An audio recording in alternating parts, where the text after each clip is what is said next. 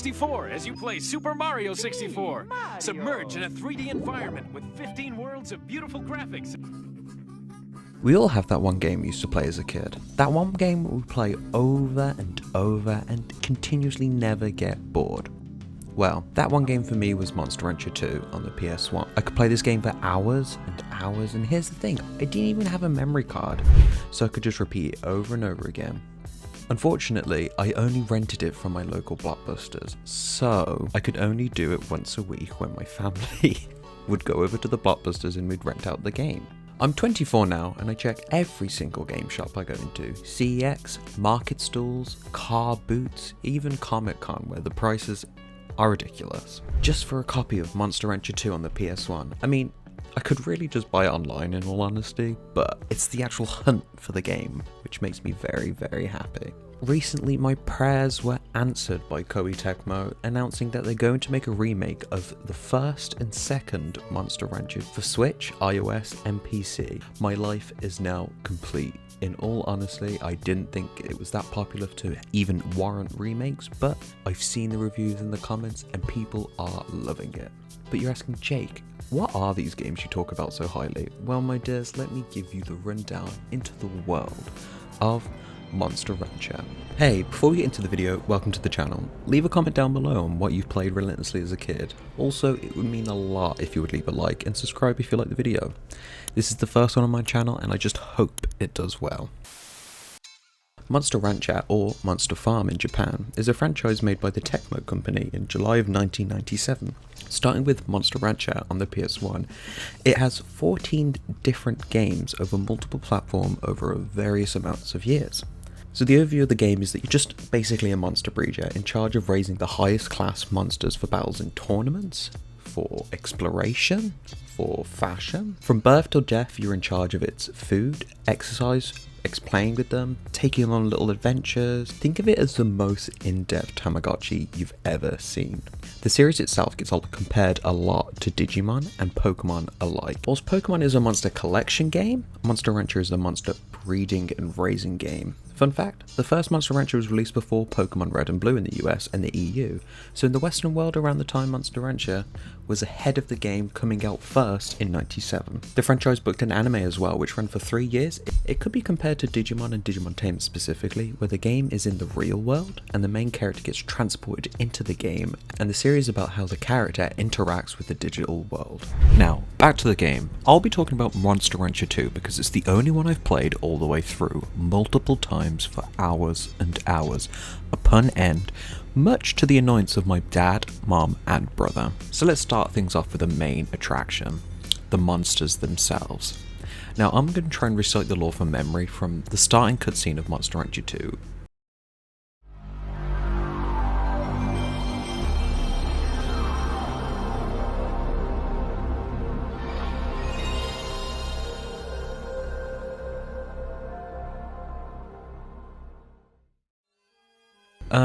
The Earth was in shambles and some people prayed to a god for a solution, and the god was like, yeah sure, have all these wacky crazy monsters, but all the humans decide to use them to fuck each other up, so God was like, hell nah, and sealed all the monsters away in discs. Until later, thousands of years, some people found them and performed some satanic rituals to bring the monsters back to life and battle with them.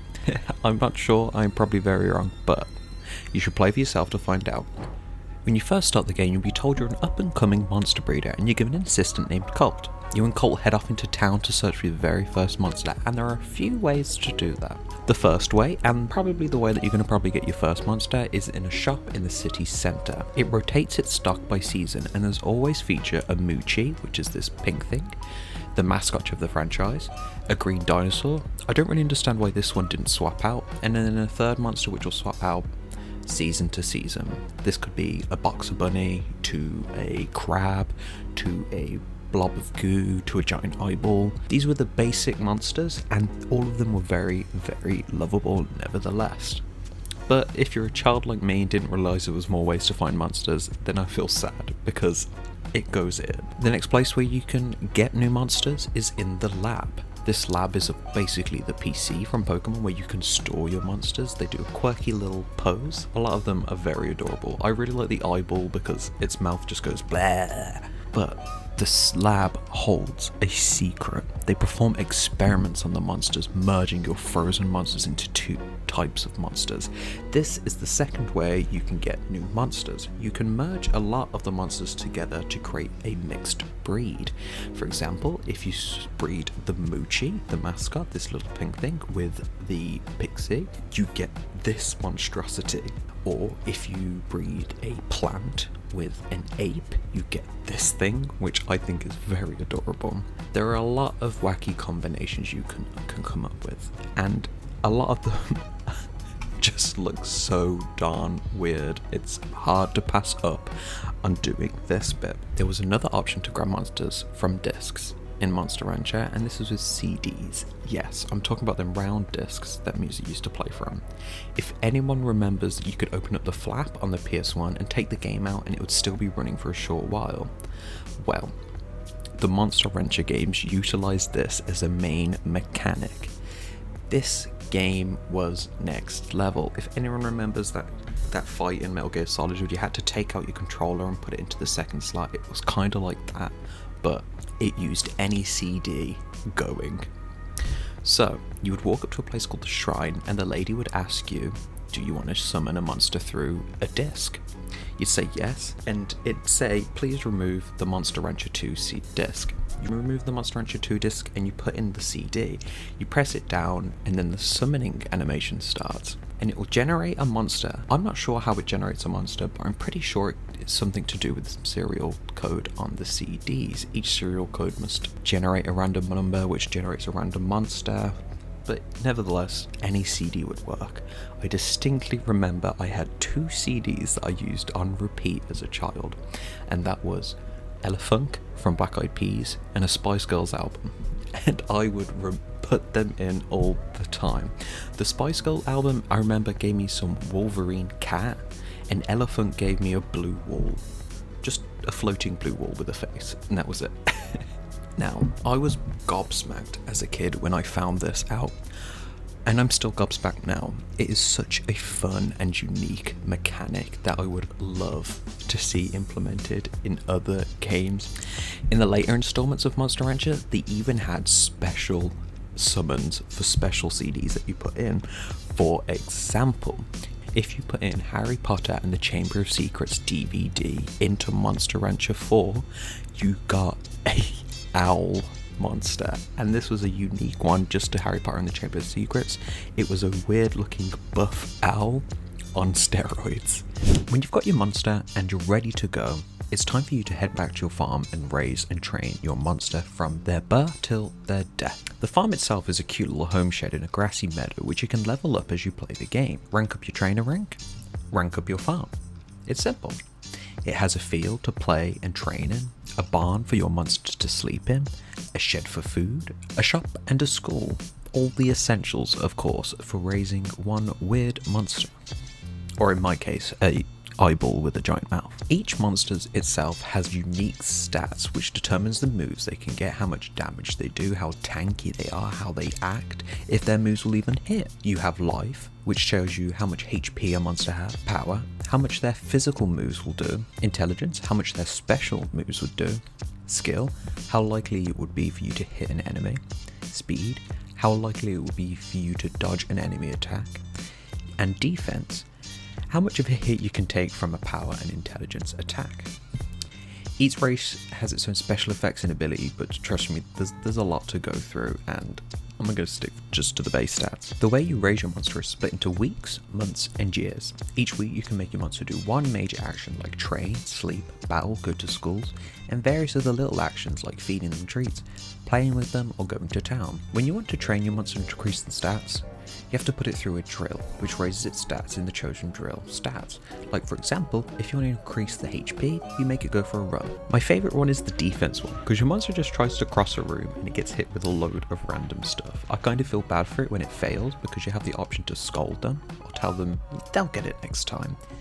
but each one of your options can lead to a disaster, because if you scold it too much, your monster will hate you, and if you praise it too much, your monster will get spoiled. If you train your monster every week, they'll get exhausted and die.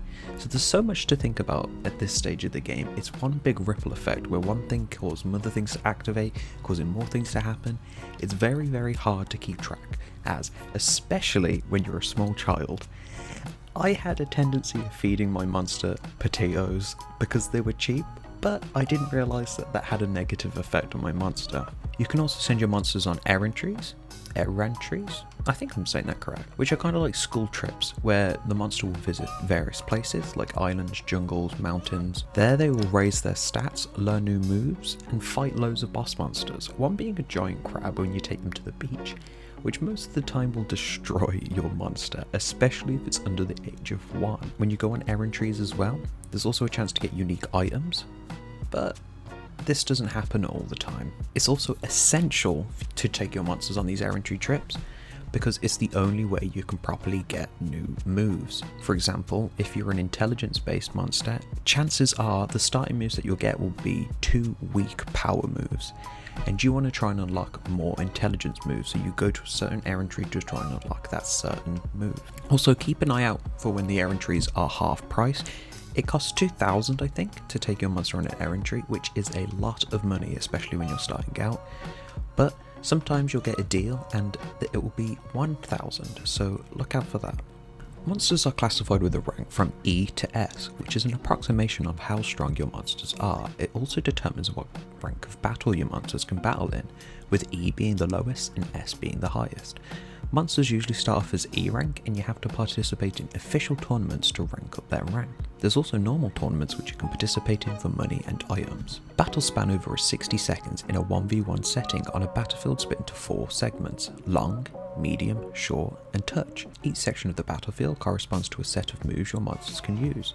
Yellow moves are physical attacks and green moves are special attacks. You have a percentage number which determines how likely a move is to hit the opponent, and a guts bar which acts as a resource to use the moves. A high guts bar also affects the percentage hit of the moves used. Each move has its own unique animations which brings so much character to the monsters you raise. Two examples that I come to mind is the rabbit.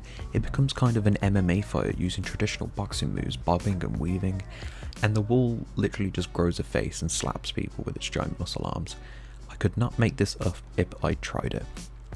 The battling itself comes down to how well you manage your guts within the time frame. I remember vividly a time where I didn't realise this and I would spam as soon as I had guts to use the moves, which of course failed as my hit percentage was 4% or something stupid. I like the battle system, but I'm probably looking at it through nostalgia goggles. There are some things that could be improved. For example, clarity and the randomness of actually moves hitting.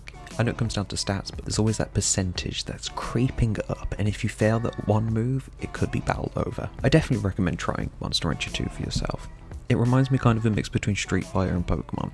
It does feel like each battle you play is a unique experience, a mix between randomness and game knowledge with unique visuals and a colourful cast of monsters you can train, grow up and love. This brings me to my final point, and probably one of the biggest memory I have of this game. If my mind was like an Inside Out, this would be an important memory. Not a core one, but it's up there. Do you remember me talking about my monsters when I was a kid?